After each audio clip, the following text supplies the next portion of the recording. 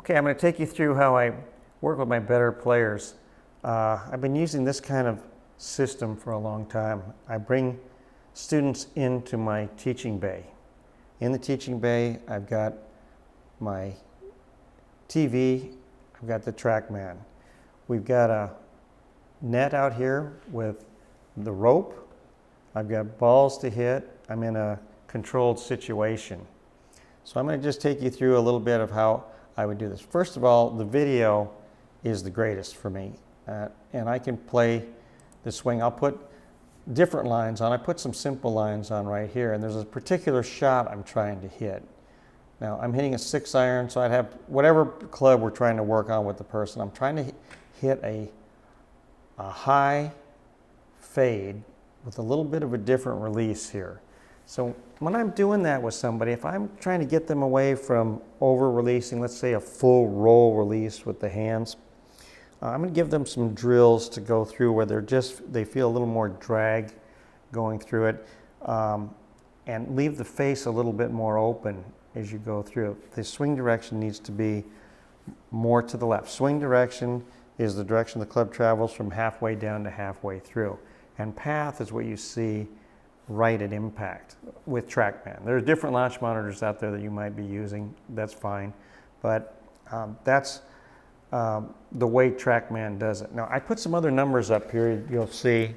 In fact, I put a lot of them. Sometimes I'll only put one number up when I'm teaching somebody. But for a better player like this one, I'm going to look at club path. One of the things I was trying to get is the land angle a little bit higher than that, actually. But at least this high. We'll try and get it up around 50.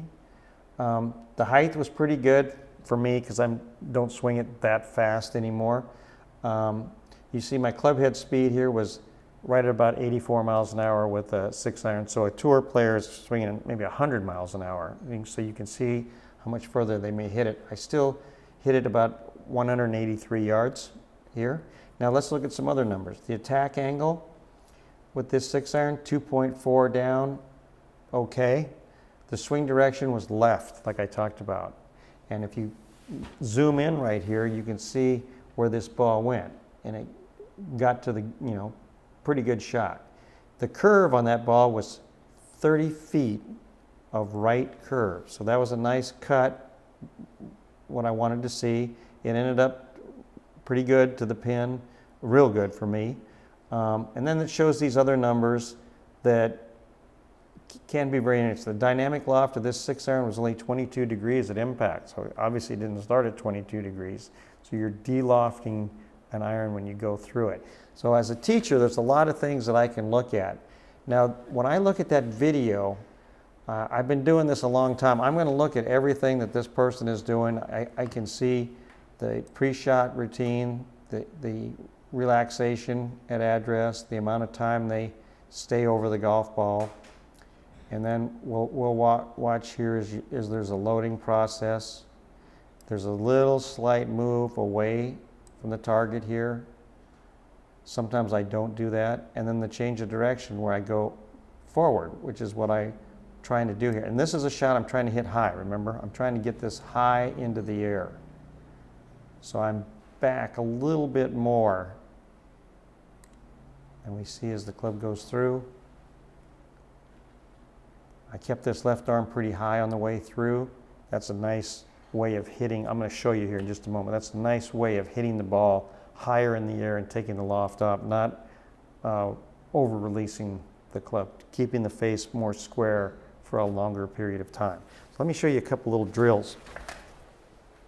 Okay, now, when I'm teaching somebody that, I'm going to maybe have them feel like they work the club more this way. And when a lot of people do that, they'll work it like this. I don't want that. I'm trying to hit the high cut. I'm trying to keep the club left with a little loft remaining on the club as I go through it. So now as I do this a little faster, I get set up and I go. You can see that I've got a little bit of that squat when I start down. So to get that speed, I can't just stay up here. I've got a little bit of squat in my legs. Some tour players have a lot. Boom, and through it. Now I'm going to go a little bit harder. And I feel like I've got a nice cut swing there, and that went all the way through.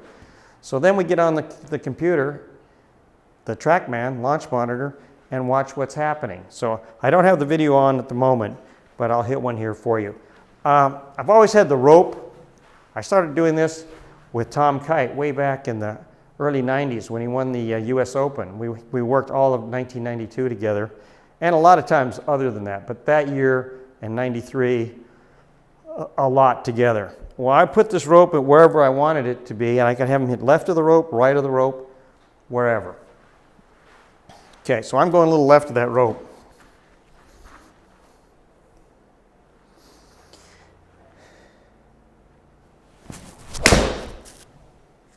Okay, so now let's see how we did. Now we go over here and we check on the height again. Again, I'm trying to get it up near 50, but 48 is pretty good for me. And I look at the curve here. That's what I was trying to get. Now that swing direction went more to the left. So that gave me more curve down here, more to the right of the pin. I'm 28 feet to the right of the pin. My face angle, you can see, looked slightly, minus is slightly close, but since I'm swinging so far to the left, it leaves the actual face angle at impact open to the path of the club. You see everything was left, got the club going left, and got this land angle nice and high. That last shot, the one I hit before, was right in the center, but TrackMan also measures your center of contact, which I love. So that was just a little bit on the heel side. Didn't get as much distance, but pretty much that's how I would work with somebody, how I try to make things understandable to them and then get the results. So then we go outside. So my teaching has always been indoor-outdoor combination teaching. I think indoor you can get fooled a lot of times. You can sometimes actually go down a bad path. But when I can go back outside and watch them strike the ball and see if it starts to feel good to them, to get a new feeling. So that was my cut feeling, my high ball shot pattern, and that's kind of the way I do it.